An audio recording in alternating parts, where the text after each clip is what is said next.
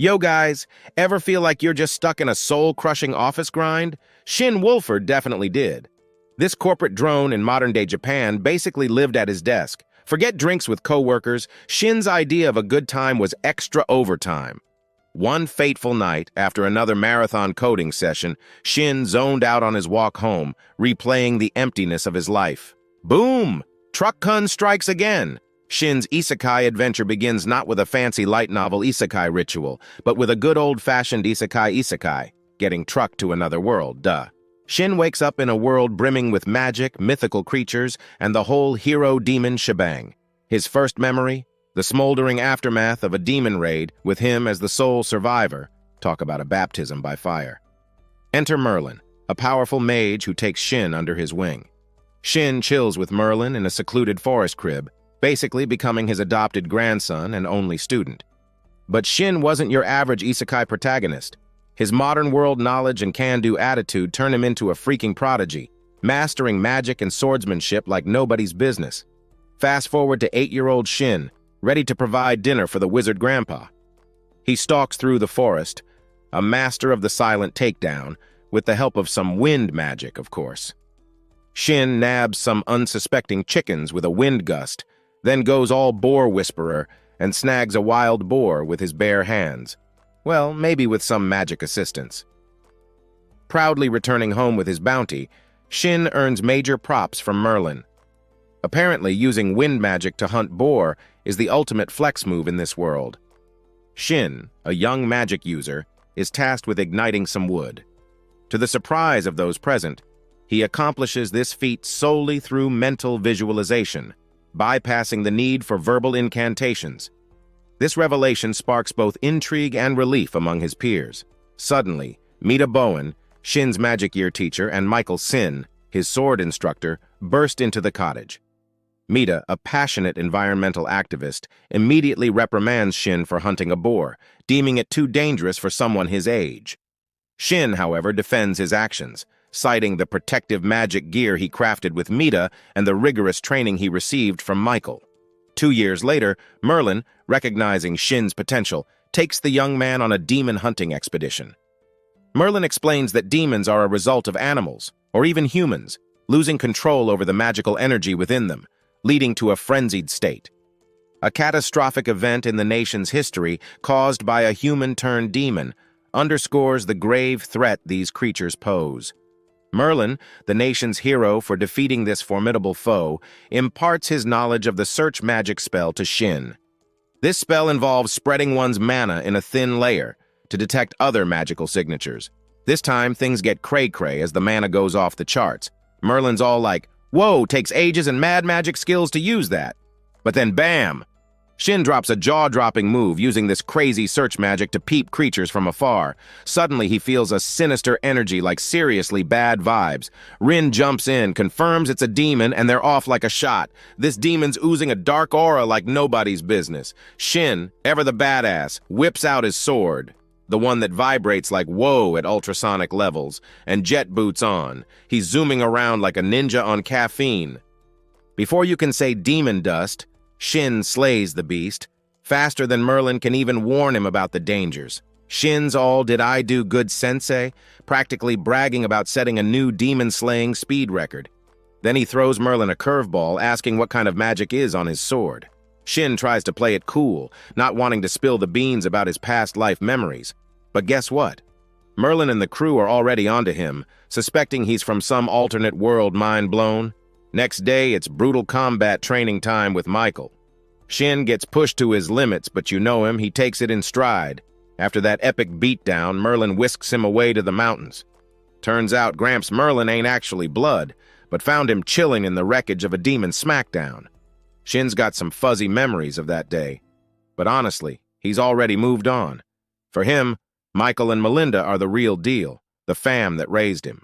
This revelation has Merlin bawling like a baby on Shin's 15th birthday. Talk about a mood swing, but hey, gotta celebrate that glow-up, right? Shin's officially a man now, and there's a freaking party to prove it. We got special guests like the mysterious Uncle Dumb, along with his badass guards, Christina and S.E., freed during the party, no less. The festivities get lit when everyone starts grilling Shin about his plans for the future. Explore the nearby town? Sounds good considering Shin's never even stepped foot outside the forest. Goals? Well, Shin's a bit blank on that front. Christina throws out some ideas. Royal Knights? Demon Hunter? Seems legit. But then Shin drops a truth bomb that leaves everyone speechless. He has no clue how to use money. Apparently Merlin only schooled him in the magical arts, neglecting the whole adulting 101 thing. Classic Merlin. But hey, the old coot probably figures magic will solve everything, right? Speaking of magic, Shin busts out his signature spell, Gate. Think wormhole, but way cooler. With a flick of his wrist, he transports the entire party to the freaking wilderness for a magical test. So Merlin the Magnificent, wise as ever, is laying down the law for our fiery friend Shin. He's got this crazy powerful spell cooking, but the forest ain't exactly the place to test it out. Think of it like lighting a firecracker in a tinderbox. Not a good look.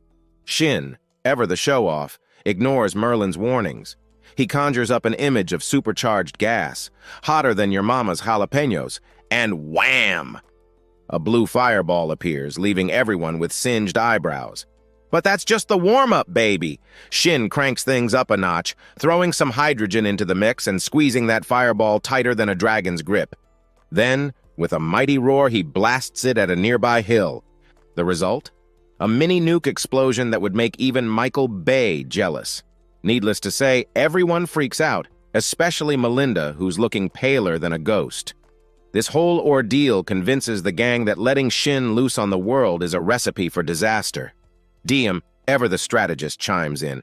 He worries Shin's power could tip the scales between nations, with every king scrambling to recruit him. His solution? Stick Shin in a magic academy. Nice and safe, right? But Merlin ain't feeling that vibe. Academies turn Shin into a national asset, which ain't exactly freedom. Turns out, Diem's the freaking king of the Ride Kingdom, and guess what? Shin's completely clueless. The plot thickens. Christina, the stoic one, is royalty. Siegfried, the silent type, is the king's personal mage bodyguard. Even Michael, the chill sword teacher, used to be the head honcho of the Royal Knights. Shin's head is spinning faster than a magic broom on overdrive. Diem then spills the beans on how he met Merlin, back in the day when demonoid humans were wreaking havoc, and Diem was about to become Monster Chow, so Merlin and Melinda, Bamf magic duo they are, showed up with some epic teamwork. Demonoid foe? Toast. Turns out these two used to be in my party, can you believe it? I dipped out on them, feeling all lost and stuff. Then boom, they dropped this truth bomb. They're married. Talk about a plot twist. Diem, this wise dude, steps in and lays it down for me. Apparently, the Magic Academy is the place to be. Learn the ropes, make some friends, the whole shebang. He assures me it's all about skill, no room for nobility or privilege messing things up. Merlin, bless his heart, realizes he can't keep me shackled forever. Though gotta admit, the magic lessons were pretty sweet. So off we go to the capital for the entrance exam. Sweet. Except chaos erupts at the checkpoint. Turns out Merlin's the infamous Merlin the Wise and Melinda's some big-shot influencer. News travels faster than a greased-up goblin, and suddenly we're swarmed by maids and butlers at their mansion. Talk about a grand entrance. The city's cool, explored the market and all that jazz. But hey, even a magic newbie can get lost. Next thing you know, Shin stumble into an alley and bam, some creep's harassing a girl. No way was he letting that fly. One dude tries to throw a punch, but let's just say his reflexes are about as sharp as a soggy sock. Bam! Shin just bodied two dudes like it ain't no thing. Third guy tries to get fancy with a dagger, but Shin snatches that thing faster than you can say Magic Academy entrance exam. Easy peasy. A chick rolls up all concerned, but Shin's just chillin'. Turns out she's with her friend Cillian, and guess what? They're also applying to that same magic school. Talk about destiny, right? This chick, Maria, is obsessed with heroes, especially this dude, Melita. Shin's trying to play it cool, but then she mentions her son is also going to the academy. Son? Shin's like, whoa, hold up! Not wanting to spill the beans about his secret identity. Spoiler alert, it's a doozy. Shin ditches after paying for their drinks. Smooth move, Shin. Fast forward to exam day. Shin's lost as a puppy in a pet store, trying to find his name on the board. Suddenly, some entitled noble dude grabs him like he owns the place. Shin ain't having it. He twists the dude's arm like a pretzel. Safety first, people.